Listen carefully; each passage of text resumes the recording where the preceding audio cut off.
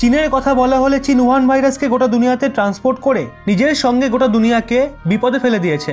যদি চীন সময় থাকতে লোকাল ডাক্তারদের কথা শুনতো যে উহান ভাইরাস দ্রুত ছড়াচ্ছে, আর যদি ঠিক ওই সময়েই ইন্টারন্যাশনাল ট্রাভেলে ব্যান্ড লাগিয়ে দিত, তবে হয়তো আজকের স্থিতি অন্যরকম থাকতো। ওদিকে ভারতের কথা বললে যখন পুরো দুনিয়াতে চীনের ছড়ানো উহান ভাইরাস চরম পর্যায়ে ছিল আর বাকি দেশগুলো নিজের খাদ্য সামগ্রী, মেডিসিন ও এসেন্সিয়াল দ্রব্য অন্য দেশে এক্সপোর্ট করার ওপর ব্যান্ড লাগাচ্ছিল, তখন ভারত একমাত্র দেশ ছিল যে বাকি সব দেশগুলোকে মেডিসিনের সাপ্লাই জারি রেখেছিল।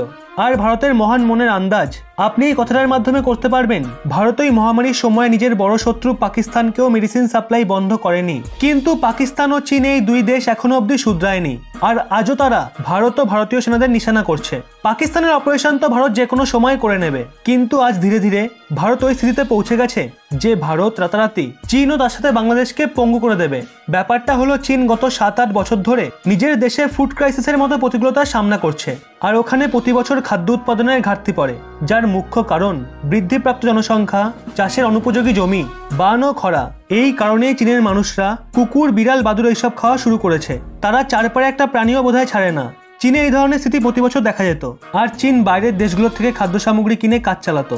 এক সমীক্ষা রিপোর্ট অনুযায়ী চীন প্রতি বছর নিজের দেশের 20-30% খাদ্য সামগ্রী অন্য দেশের থেকে কেনে, কিন্তু এই বছর চীনের অবস্থারও শোচনীয় হয়ে গেছে। আর দুনিয়ার বাকি দেশগুলো উহান ভাইরাসের কারণে বেশি খাদ্য সামগ্রী রপ্তানি করেনি। এই জন্য দুনিয়ার প্রায় সব দেশ চীনকে খাদ্য সামগ্রীর সাপ্লাই বন্ধ করে দিয়েছে। ওদিকে ভারতে চীনের একদমই উল্টোটা ঘটেছে। সুন্দর আবহাওয়ার কারণে ফসলের উৎপাদন রেকর্ড স্তরে হয়েছে, যেই কারণে চীনের সঙ্গে সঙ্গে বাংলাদেশও খাদ্য সামগ্রীর জন্য ভারতের কাছে হাতজোড় করছে।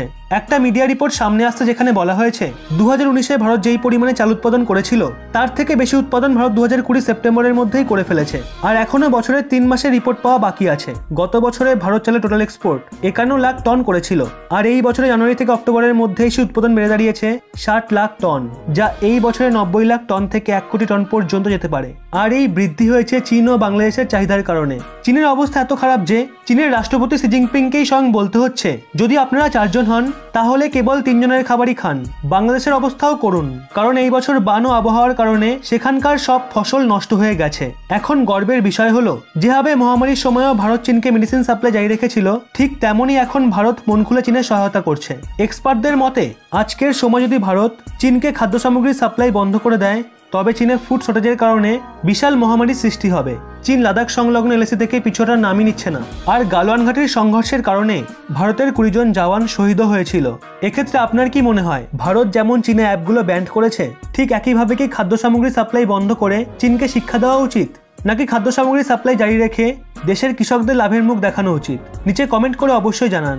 ভিডিওটি ভালো লাগলে অবশ্যই একটি লাইক করে সবাইকে শেয়ার করে দিন, এবং এরকমই ব্যাক টু ব্যাক আপডেট পেতে রহস্য বাংলা এই চ্যানেলটি সাবস্ক্রাইব করে পাশের বেল আইকনটি অল করে রাখুন।